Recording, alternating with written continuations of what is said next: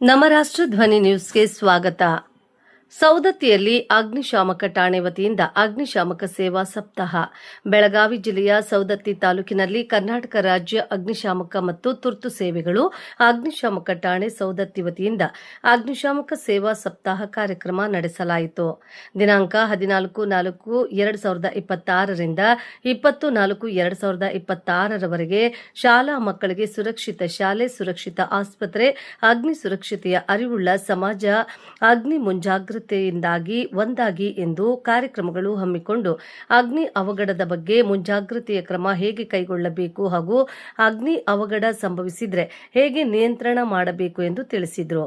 ಈ ಕಾರ್ಯಕ್ರಮದಲ್ಲಿ ಅಗ್ನಿಶಾಮಕ ಠಾಣೆ ಅಧಿಕಾರಿಗಳಾದ ಮಹಾಂತಯ್ಯ ಗೋಕಾಕ್, ಉಮೇಶ್ ಅಂಗಡಿ ಮತ್ತು ಚಾಲಕರಾದ ಆಂಜನೇಯ ಯನಗಿಮಠ, ಸಿಬ್ಬಂದಿಗಳಾದ ಹನುಮಂತ್ ಬಗನಾಳ, ವಿಠಲ್ ಗುಡೆನ್ನವರ್, ವಿಠಲ್ ಕಾಡಪ್ಪನವರ್, ಶ್ರೀಕಾಂತ್ ಬಂಡಿವಡ್ಡರ್, ಶ್ರೀಶೈಲ್ ಕುದುರಿ ಸೇರಿದರು.